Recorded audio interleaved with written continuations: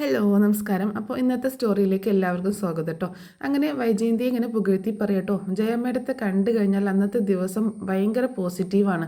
ഒരു ദിവസം എങ്ങാനും ജയമേഡം ഇവിടെ വന്നില്ല എന്നുണ്ടെങ്കിൽ, ലീവാണെങ്കിൽ അന്നത്തെ ദിവസം പിന്നെ പറയണ്ട, ആകെ പോക്കാണ് എന്നൊക്കെ. എങ്ങനെ ഇങ്ങനെ പോസിറ്റീവ് എനർജി കിട്ടുന്നു, എവിടെ നിന്ന് കിട്ടുന്നു എന്നൊക്കെ ചോദിക്കുക കേട്ടോ. അപ്പോൾ വൈജ പറയുന്നുണ്ട്, ഇങ്ങനെ തള്ളല്ലേ മാഷി എന്ന് പറയുമ്പോൾ, തള്ളുന്ന ഒന്നുമില്ല, സത്യം ഞാൻ പറയുന്നതെന്ന് പറയാട്ടോ അയാൾ. അപ്പോൾ വൈജ പറയുന്നുണ്ട്, ഞാനേ വീട്ടിൽ നിന്ന് ഇറങ്ങുമ്പോൾ വീട്ടിലുള്ള എല്ലാ പ്രശ്നങ്ങളും അങ്ങോട്ട് മറക്കും, എന്നിട്ടാണ് ഞാൻ ജോലിക്ക് വരുന്നതെന്ന് പറയാട്ടോ. അപ്പോൾ സേതു ചോദിക്കുന്നുണ്ട്, അതിന് ജയമേഡത്തിന് എന്താണ് ഇത്രയ്ക്ക് പ്രശ്നങ്ങളുള്ളത്, എന്ത് പ്രശ്നങ്ങളെന്ന് ചോദിക്കുമ്പോൾ, പ്രശ്നങ്ങളേ ഉള്ളൂ എന്ന് പറയാണ് വൈജ. എന്നിട്ട് ഒന്ന് രണ്ടെണ്ണം വേണമെങ്കിൽ ഞാൻ പറയാമെന്ന് പറഞ്ഞിട്ട് വീട്ടിലെ കാര്യങ്ങൾ പറയാട്ടോ. വീട്ടിലെ അമ്മ കാല് വയ്യാണ്ട കിടപ്പല്ലേ എന്ന് പറയട്ടോ. അതങ്ങ് തറവാട്ടിലല്ലേ എന്ന് ചോദിക്കട്ടെ സേതു. അല്ല, എൻ്റെ വീട്ടിലേക്ക് കൊണ്ടുവന്നു, നമ്മുടെ ശ്രദ്ധ ഒന്നും വേണ്ടേ അമ്മയ്ക്ക്? അതിനിപ്പോൾ എന്തത്ര കുഴപ്പം? അത് നല്ല വേണമല്ലോ, നമ്മൾ ശ്രദ്ധിക്കണമല്ലോ, അതല്ല കുഴപ്പം. അമ്മയെ നോക്കാനെന്നും പറഞ്ഞ് ഒരു സെർവൻറ്റിനെ കൊണ്ടുവന്നു. ആണോ?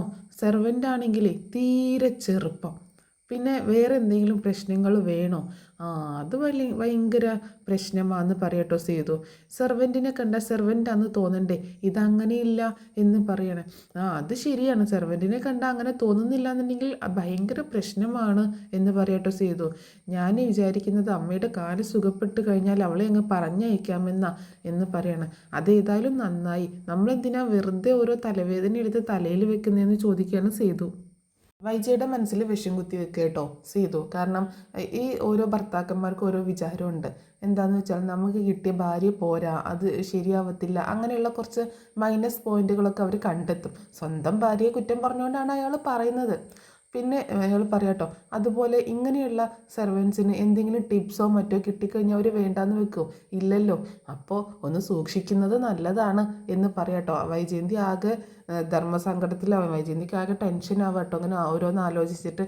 അപ്പം സേതു ആണെങ്കിൽ വൈജയന്തിയെ സസൂക്ഷ്മം ഇങ്ങനെ നിരീക്ഷിക്കുകയാണ്, എന്താണ് ഭാവമാറ്റം എന്നുള്ളത്. ആ സമയത്ത് ആരോ കഥകിൽ മുട്ടുകയാണേ. എന്നാൽ സേതു സാറ് പോയി ഊണ് കഴിച്ചിട്ട് വാ, 2:30 ഉള്ളൂ എന്ന് പറയാട്ടോ. അപ്പോൾ ജയമേഡത്തിന് കസ്റ്റമർ ഉണ്ടല്ലേ, ക്ലയൻറ്റ് ഉണ്ടല്ലേ എന്ന് ചോദിക്കുകയാണ്. ഉണ്ട്, എനിക്കിന്ന് വർക്ക് സൈറ്റിലും പോകണം എന്ന് പറയാട്ടോ. എന്തിനാ ഇങ്ങനെ ചത്ത് പണിയെടുക്കുന്നതെന്ന് ചോദിക്കുകയാണ് സേതു. എന്നിട്ട് പോവട്ടെ, ഞാൻ അപ്പുറത്തെ ക്യാബിനിൽ ഉണ്ടാവും എന്ന് പറഞ്ഞിട്ട് പോവുകയാണ്. പിന്നീട് കാണിക്കുന്നത് വൈജയന്തി ആ സമയത്ത് ഇങ്ങനെ ആലോചിച്ചിരിക്കുക കേട്ടോ. പിന്നീട് കാണിക്കുന്നത് മുത്തശ്ശിയും കൊണ്ട് വൈജയന്തി കാലിലെ പ്ലാസ്റ്റർ വെട്ടാനായിട്ട് പോയേക്കുന്ന കേട്ടോ ഹോസ്പിറ്റലിലേക്ക്. 2 മാസമായില്ലേ ഇതിട്ടിട്ട്, നമുക്ക് ഈ പ്ലാസ്റ്റർ റിമൂവ് ചെയ്യാമെന്ന് പറയാട്ടോ ഡോക്ടർ. അപ്പോൾ മുത്തശ്ശി ചോദിക്കുന്നുണ്ട്, അത് കഴിഞ്ഞ് എനിക്ക് നടക്കാമോ എന്ന് ചോദിക്കുമ്പോൾ, നടക്കാനൊന്നും പറ്റത്തില്ല, കുറച്ച് സമയമെടുക്കും, പ്ലാസ്റ്റർ 2 മാസം ആയിട്ട് കാലനക്കാതെ വെച്ചേക്കുന്നതല്ലേ, അപ്പോൾ കുറച്ച് സമയമെടുക്കും.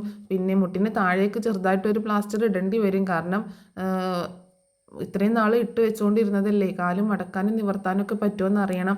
പിന്നെ അതുമല്ല ഫിസിയോതെറാപ്പി ചെയ്യണം, എണ്ണയിട്ട് തിരുമ്മണം എന്നൊക്കെ പറയണം. അങ്ങനെ സിസ്റ്ററിനോട് കട്ട് ചെയ്യാൻ പറയാം കേട്ടോ. പിന്നീട് കാണിക്കുന്നത് ബാലൻ ജോലി കഴിഞ്ഞ് വീട്ടിലേക്ക് വരുന്ന കേട്ടോ.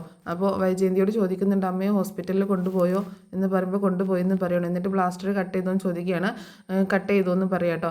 പിന്നെ എന്താ ഡോക്ടർ പറഞ്ഞു ചോദിച്ചപ്പോൾ പറയുന്നുണ്ട്, മുട്ടിന് താഴേക്ക് വീണ്ടും പ്ലാസ്റ്റർ ഇട്ട് നടക്കാൻ പറ്റത്തില്ല, തൈലമൊക്കെ ഇട്ട് തിരുമ്മണം എന്ന് പറഞ്ഞിട്ടുണ്ട് എന്ന് പറയാം കേട്ടോ.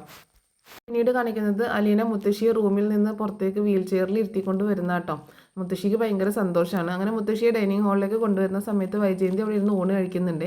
നീ ഇന്ന് ഊണ് കഴിച്ച് എങ്ങോട്ടാന്ന് ചോദിക്കുമ്പോൾ, ഞാനൊന്ന് ബാങ്കിൽ പോകണം എന്ന് പറയട്ടോ. നീ ഇന്ന് ലീവാണെന്നല്ലേ പറഞ്ഞതെന്ന് ചോദിക്കുകയാണ് മുത്തശ്ശി. എനിക്ക് അത്യാവശ്യമായിട്ട് പോകാനുണ്ട് അമ്മേ, ഞാൻ പോയിട്ട് വരാം എന്ന് പറഞ്ഞിട്ട് വൈജ കൈയൊക്കെ കഴുകി പോവുക. പിന്നീട് മുത്തശ്ശിക്ക് ഭക്ഷണം വിളമ്പി കൊടുക്കുകയാണ് അലീന. മുത്തശ്ശിക്കാണെങ്കിൽ ഭയങ്കര സന്തോഷം കേട്ടോ. മുത്തശ്ശി പറയുന്നുണ്ട്, ഇങ്ങനെ ഈ ഊൺമേശയിൽ വന്നിരുന്ന് കഴിക്കാൻ പറ്റുമെന്ന് ഞാൻ വിചാരിച്ചതേ അല്ല, എത്ര നാളായി ഇവിടെ വന്നിരുന്ന് ഊണ് കഴിച്ചിട്ടെന്ന് പറയാം കേട്ടോ. അപ്പോൾ മുത്തശ്ശിയോട് അലീന പറയുന്നുണ്ടേ, മുത്തശ്ശി പറയുന്നുണ്ട്, ഞാൻ ഒരിക്കലും വിചാരിച്ചില്ല ഇങ്ങനെ എനിക്ക് ഇരുന്ന് കഴിക്കാൻ പറ്റുമെന്ന്, നീ വന്നതുകൊണ്ടാണ് ഞാൻ രക്ഷപ്പെട്ടത്, അല്ലെങ്കിൽ എൻ്റെ കാര്യം പോക്കായിരുന്നു എന്ന് പറയുമ്പോൾ അലീന പറയുന്നുണ്ട്, അങ്ങനെയൊന്നുമില്ല മുത്തശ്ശി, ഓരോരുത്തർക്കും ഓരോ ആയുസ് ദൈവം തീരുമാനിച്ചിട്ടുണ്ട്, അതുവരെ എന്തായാലും ജീവിച്ചല്ലേ പറ്റുള്ളൂ, അതിൻ്റെ ഉള്ളിൽ അനുഭവിക്കാനുള്ളതൊക്കെ അനുഭവിക്കുന്നേ വേണം എന്ന് പറഞ്ഞ് മുത്തശ്ശിക്ക് ഭക്ഷണം വിളമ്പി കൊടുത്തിട്ട് അവിടെ കസേരയിട്ടിരിക്കുക കേട്ടോ. അപ്പം നീ കഴിക്കുന്നില്ലേന്ന് ചോദിക്കുകയാണ്. ഞാൻ പിന്നെ കഴിച്ചോളാം എന്ന് പറയാണ് അലീന. ഇപ്പോൾ ഇരുന്ന് വിളമ്പി കഴിക്കുകയാണെങ്കിൽ നമുക്ക് ഒരുമിച്ചിരുന്ന് കഴിക്കാമല്ലോ എന്ന് പറയാട്ടോ മുത്തശ്ശി. ഞാനിപ്പോൾ കഴിക്കുന്നില്ല മുത്തശ്ശി, ഞാൻ പിന്നെ കഴിച്ചോളാം, മുത്തശ്ശിക്ക് വേണ്ടതൊക്കെ വിളമ്പി തന്ന് ഞാനിവിടെ ഇരുന്നോളാം എന്ന് പറയാം കേട്ടോ. അപ്പോൾ മുത്തശ്ശി പറയുന്നുണ്ട്, ഊണുമേശയിൽ ഇരുന്ന് കഴിച്ചാൽ ആരെങ്കിലും വഴക്ക് പറയുന്ന ഓർത്തല്ലേ എന്ന് ചോദിക്കുക കേട്ടോ. അപ്പോൾ അലീന പറയുന്നത്, ഒന്നുകിൽ സാറ് പറയണം അല്ലെങ്കിൽ മാഡം പറയണം ഇവിടെ ഇരുന്ന് കഴിച്ചോളാൻ എന്ന് പറയാം കേട്ടോ. ഇപ്പം ആരും ഇല്ലല്ലോ, നമ്മൾ രണ്ടുപേരും മാത്രമല്ലേ ഉള്ളൂ എന്ന് ചോദിക്കുകയാണ് മുത്തശ്ശി. ഇവിടെ ഇരുന്ന് കഴിക്കാനുള്ള യോഗ്യത എനിക്കില്ലല്ലോ എന്ന് വിചാരിച്ചിട്ടല്ല ഇവിടെ ഇരുന്ന് കഴിക്കാത്തത്. അതിനുള്ള യോഗ്യത ഏറ്റവും കൂടുതൽ എനിക്കാണെന്ന് മാഡത്തിന് എന്നെങ്കിലും മനസ്സിലാവട്ടെ, അന്ന് ഞാൻ ഇരുന്ന് കഴിക്കാം എന്ന് പറയാട്ടോ അലീന. എന്താടി നീ പറഞ്ഞതിൻ്റെ അർത്ഥം എന്ന് ചോദിച്ച് അമ്പരന്ന് അലീനയെ നോക്കുക കേട്ടോ മുത്തശ്ശി. ഏയ് ഒന്നുമില്ല മുത്തശ്ശി, ഞാൻ ഓരോ പൊട്ടത്തരങ്ങൾ പറയുന്നതാണെന്ന് പറയട്ടെ. പെട്ടെന്നാണ് സ്ഥലകാല ബോധം അലീനയ്ക്ക് ഓർമ്മ വരുന്നത് കേട്ടോ. അപ്പോൾ മുത്തശ്ശിക്ക് സംശയം മാറുന്നില്ല. അങ്ങനെ മുത്തശ്ശി കഴിക്കേ, ഞാനേ ഈ വേസ്റ്റൊക്കെ ആ നായ്ക്കുട്ടികൾക്ക് കൊടുത്തിട്ട് വരാം, എന്നിട്ട് അതെടുത്തുകൊണ്ട് പോവാട്ടോ. ഉച്ച കഴിഞ്ഞില്ലേ അവരെന്നെ നോക്കിയിരിക്കും എന്ന് പറഞ്ഞിട്ട് ആ പ്ലേറ്റിലുള്ള വേസ്റ്റ് എടുത്തുകൊണ്ട് അലീന അങ്ങോട്ടേക്ക് പോവാട്ടോ. ഇവളുടെ ഒരു കാര്യം എന്ന് പറഞ്ഞ് ഭക്ഷണം കഴിക്കുകയാണ് മുത്തശ്ശി. പിന്നീട് കാണിക്കുന്നത് രോഹിത്ത് ഹരിയെ വിളിക്കുന്ന കേട്ടോ. എടാ നീ എന്താണ് വിളിച്ചിട്ട് ഫോൺ എടുക്കാത്തതെന്ന് ചോദിക്കുകയാണ് ഹരി. ഫോൺ സൈലൻറ്റിലായിരുന്നു എന്ന് പറയാണ് രോഹിത്ത്. നീ അവളോട് ശൃംഗരിക്കാൻ പോയേക്കായിരുന്നു ചോദിക്കുക കേട്ടോ ഹരി. എടാ എനിക്ക് അതിനൊന്നും പറ്റത്തില്ല, എനിക്ക് പേടിയാണ് എന്നൊക്കെ പറയുമ്പോൾ, നീ ഇത്രയും ദിവസമായിട്ട് അവളോടൊന്നും മിണ്ടാനും സംസാരിക്കാനും ശ്രമിച്ചില്ലെന്ന് ചോദിക്കുകയാണ്. അങ്ങനെ അവളോട് സംസാരിക്കാനുള്ള, അലീനയോട് സംസാരിക്കാനുള്ള ഓരോ സൂത്രപ്പണികൾ പറഞ്ഞു കൊടുക്കുകയാണ്. ചുമ്മാ കയറിയാണ് സംസാരിക്കണം, ഹായ് ഹലോ പറഞ്ഞിട്ട് എല്ലാം നല്ലതാണെന്ന് പറയണം, എന്നിട്ട് അവളെ സപ്പോർട്ട് ചെയ്യുന്നത് പോലെ പറയണം, പിന്നെ എന്തെങ്കിലും ടിപ്പായിട്ട് 100 200 ഒറ്റ കൊടുക്കണം എന്നൊക്കെ പറയാണ്. പിന്നെ അവളങ്ങനെ നിൻ്റെ വഴിയിലേക്ക് വന്നോളും, അങ്ങനെ നിൻ്റെ പേടിയും മാറിക്കോളും എന്നൊക്കെ പറഞ്ഞ് ഭയങ്കര ഉപദേശം കൊടുക്കുക കേട്ടോ. എടാ എനിക്ക് പേടിയാണ്, നമ്മൾ എന്തെങ്കിലും പറഞ്ഞു ചെല്ലുമ്പോൾ അവൾ മുഖത്തടിച്ചതുപോലെ എന്തെങ്കിലും പറഞ്ഞ് പിന്നെ നാണക്കേടല്ലേ എന്നൊക്കെ ചോദിച്ച് രോഹിത്തിന് വീണ്ടും വിഷമാണ്. അപ്പോൾ അങ്ങനെ ഓരോ സൂത്രപ്പണികൾ രോഹിത്തിന് പറഞ്ഞു കൊടുക്കുകയാണ്. അപ്പോൾ രോഹിത് ചോദിക്കുന്നുണ്ട്, കൊല്ലപ്പള്ളിയിൽ വെച്ചിട്ട് അവൾ എങ്ങനെയായിരുന്നു ചോദിക്കുമ്പോൾ, അത് ഫോണിലൂടെ പറഞ്ഞാൽ ശരിയാവത്തില്ലടാ, ഞാൻ ഒരു ദിവസം അങ്ങോട്ടേക്ക് വരാം, നേരിട്ട് പറയാമെന്ന് പറയട്ടെ. അപ്പോൾ എന്തൊക്കെയോ സംഭവിച്ചു എന്നുള്ള രീതിയിലാണ് ഹരി സംസാരിക്കുന്നത്. എന്താ നാളെ തന്നെ വാ, ഞാൻ നോക്കട്ടെ കേട്ടോ എന്ന് പറയണേ ഹരി. എടാ നിൻ്റെ കയ്യിൽ ഇച്ചിരി പൈസ ഉണ്ടാവും എടുക്കാൻ ചോദിക്കട്ടോ രോഹിത്തിനോട് ഹരി. എത്ര വേണമെന്ന് ചോദിക്കുമ്പോൾ, ഒരു 500 മതി തൽക്കാലം, ഇവിടെയാണെങ്കിൽ അച്ഛനും ഇല്ല, എങ്ങനെയെങ്കിലുമൊക്കെ ഒന്ന് അടിച്ചു മാറ്റാമെന്ന് വിചാരിച്ചാൽ കാശില്ല. അപ്പോൾ രോഹിത്ത് പറയുന്നുണ്ട്, എടാ ഞാൻ അച്ഛൻ്റെ കയ്യിൽ നിന്ന് അടിച്ചു മാറ്റുന്നതാണ്, അച്ഛനാണെങ്കിൽ ഒടുക്കത്തെ ഓർമ്മയാണ്, അതുകൊണ്ട് എനിക്ക് പേടിയാണെന്നൊക്കെ പറയട്ടെ, നീ എങ്ങനെയെങ്കിലും ഒപ്പിക്കുമെന്ന് പറയണേ. ഹരി പറയുന്നുണ്ട്, ഇവിടെ അച്ഛനില്ല മനുവേട്ടനില്ല, ആ കാണായിട്ട് ഞാൻ മാത്രം, അതുകൊണ്ട് വീട്ടിൽ നിന്ന് പുറത്തിറങ്ങാൻ തന്നെ ഭയങ്കര ബുദ്ധിമുട്ടാണ്, കാശുമില്ല മനുഷ്യൻ്റെ കയ്യിൽ എന്നൊക്കെ പറയണം. എന്തായാലും ഞാൻ നോക്കട്ടെ എന്ന് പറഞ്ഞിട്ട് ഫോൺ കട്ട് ചെയ്യാട്ടോ ഹരി. പിന്നീട് കാണിക്കുന്നത് ബാലചന്ദ്രൻ ഇങ്ങനെ എന്തൊക്കെയോ സെർച്ച് ചെയ്യണം കേട്ടോ. ആ സമയത്താണ് വൈജ അങ്ങോട്ടേക്ക് വരുന്നത്. അപ്പോൾ ചോദിക്കുന്നുണ്ട്, നീ ഇപ്പോൾ ഈ മേശയിൽ നിന്ന് കാശ് എടുത്തോന്ന് ചോദിക്കുക കേട്ടോ. ഇല്ല ഞാൻ എടുത്തില്ല, എന്ത് പറ്റിയെന്ന് ചോദിക്കുമ്പോൾ, ഞാൻ 7300 രൂപയുടെ എണ്ണി വെച്ചതാണ്, പക്ഷേ ഇപ്പോൾ 1000 രൂപ കുറവ് എന്ന് പറയാട്ടോ. എന്നിട്ട് ബാലചന്ദ്രൻ വീണ്ടും അവിടെ ഇവിടെയൊക്കെ അന്വേഷിക്കുക, നീ ആ ബബിതയും രോഹിയും വിളിച്ചതെന്ന് പറയട്ടോ. അപ്പോൾ വൈജയാണെങ്കിൽ വന്ന് ആ കാശ് എണ്ണി നോക്കുമ്പോൾ അത് 6300 ഉള്ളൂ, ഇത് 6300 ഉള്ളല്ലോ എന്ന് പറയുമ്പോൾ, അതല്ലേ ഞാൻ പറഞ്ഞത് 1000 രൂപ കുറവെന്ന്, നീ ആ ബബിതയും ഹരിയെയും രോഹിത്തിനെയും വിളിച്ചതെന്ന് പറയട്ടോ. അവരൊന്നും കാശെടുക്കത്തില്ല, അവരൊക്കെ എന്തെങ്കിലും ആവശ്യമുണ്ടെങ്കിൽ ചോദിക്കത്തേ ഉള്ളൂ എന്ന് പറയാണ് വൈജ. പിന്നെ ആരെടുത്തു? ഇത് മിക്കവാറും അവൾ തന്നെ എടുത്തതായിരിക്കും. ആര്? അലീന. ഇവിടെ ചുമ്മാ തൂക്കാനും തുടയ്ക്കാനൊക്കെ വരുമ്പോൾ ആരും ഇല്ലല്ലോ, അങ്ങനെ എടുത്തതായിരിക്കും എന്ന് പറയുമ്പോൾ ബാലചന്ദ്രനെ ഇഷ്ടപ്പെടുന്നില്ല കേട്ടോ. നീ വെറുതെ അവളെ സംശയിക്കണ്ട, വെറുതെ ഇല്ലാത്തത് പറയണ്ട, മോതിരത്തിൻ്റെ കേസ് തന്നെ ഓർമ്മയുണ്ടല്ലോ, വെറുതെ സംശയിച്ച അവസാനം നമ്മൾ നാണം കെട്ടില്ലേ എന്ന് പറയട്ടോ.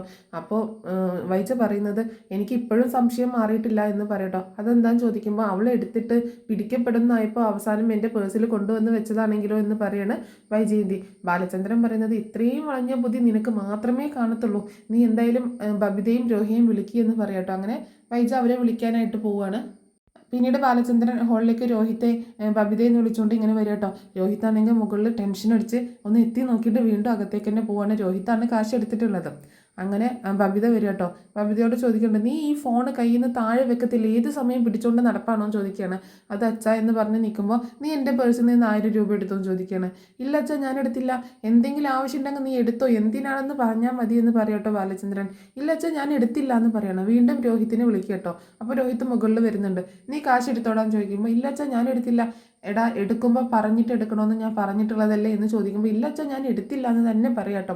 ആ സമയത്ത് വൈജ അങ്ങോട്ടേക്ക് വരികയാണ്. ഇപ്പം എന്തായി, ആരും എടുത്തില്ലല്ലോ, ഈ വീട്ടിൽ തന്നെ ഉണ്ട് കള്ളൻ അല്ലെങ്കിൽ കള്ളി, അത് നമുക്ക് കണ്ടെത്താമെന്ന് പറയണം. ബാലചന്ദ്രൻ പിന്നെ ഒന്നും മിണ്ടാതെ പോകുക കേട്ടോ. അപ്പോൾ എന്തായാലും ഇത് ചോദിക്കന്നെ വേണം എന്നുള്ള രീതിയിലൊരു ഭാഗത്തിൽ നിൽക്കുക കേട്ടോ വൈജ. പിന്നീട് കാണിക്കുന്നത് അലീന ഇങ്ങനെ തേങ്ങ ചിരകിക്കൊണ്ടിരിക്കുന്ന സമയത്ത് വൈജയന്തി ഒരു കള്ളച്ചിരി ചിരിച്ചുകൊണ്ട് അങ്ങോട്ട് വരിക കേട്ടോ. അപ്പോൾ വന്നിട്ട് അലീനയുടെ മുന്നിൽ ഇങ്ങനെ നിൽക്കുകയാണ്. എന്നിട്ട് ചോദിക്കുന്നുണ്ട്, നിനക്ക് പൈസക്ക് വല്ല അത്യാവശ്യം ഉണ്ടോ എന്ന് ചോദിക്കുക കേട്ടോ. ഇല്ല, എന്തേ? അപ്പോൾ നിനക്ക് എന്തെങ്കിലുമൊക്കെ പൈസക്ക് അത്യാവശ്യം വന്നാൽ നീ എന്ത് ചെയ്യും എന്ന് ചോദിക്കുക. നിനക്ക് ഹോസ്പിറ്റലിൽ പോകാനോ അല്ലെങ്കിൽ നിനക്ക് വല്ല പൈസയും വേണോ എന്ന് ചോദിക്കുക കേട്ടോ. വേണ്ട.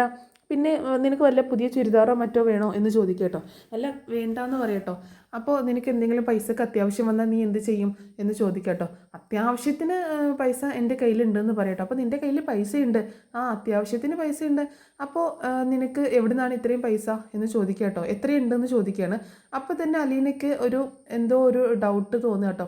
അപ്പോൾ അലീന ചോദിക്കുന്നുണ്ട്, എന്താ പ്രശ്നം എന്ന് ചോദിക്കുകയാണ്. അല്ല, ഇവിടെ ഞങ്ങൾ ആരും ഇല്ലാത്ത സമയത്തെ ബാലചന്ദ്രൻ്റെ പേഴ്സിൽ നിന്ന് പൈസ ഇങ്ങനെ കാണാതെ പോകുന്നുണ്ട് എന്ന് പറയാട്ടോ വൈജ. അങ്ങനെ അലീനയ്ക്ക് കാര്യം മനസ്സിലാവും കേട്ടോ, എന്താ ഉദ്ദേശിക്കുന്നതെന്നുള്ള. അപ്പോൾ അലീന വേഗം പറയുന്നുണ്ട്, ഞാൻ എടുത്തിട്ടില്ല എന്ന് പറയാട്ടോ. നീ എടുത്തിട്ടില്ലെന്നോ? ഞാൻ നിന്നോട് ചോദിച്ചോ നീ എടുത്തോന്ന്? പിന്നെ എങ്ങനെ നിന്നോട് ചോദിച്ചാൽ നിനക്ക് മനസ്സിലായി എന്ന് പറയാട്ടോ വൈജയന്തി.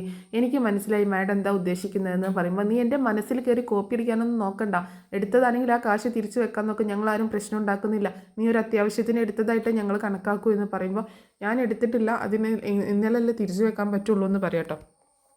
അപ്പോൾ പറയുന്നുണ്ട്, മര്യാദക്ക് ആ കാശ് എടുത്ത് തിരിച്ചു വെച്ചോ, അതാ നിനക്ക് നല്ലത് എന്ന് പറയുമ്പോൾ, ഞാൻ എടുത്തിട്ടില്ല, എനിക്ക് അതിൻ്റെ ആവശ്യവുമില്ല, ഞാൻ മറ്റൊരാളുടെ പൈസ കട്ടെടുക്കാറുമില്ല എന്ന് പറയാട്ടോ. അന്യൻ്റെ മുതൽ ആഗ്രഹിക്കാറില്ല എന്ന് പറയാണ്.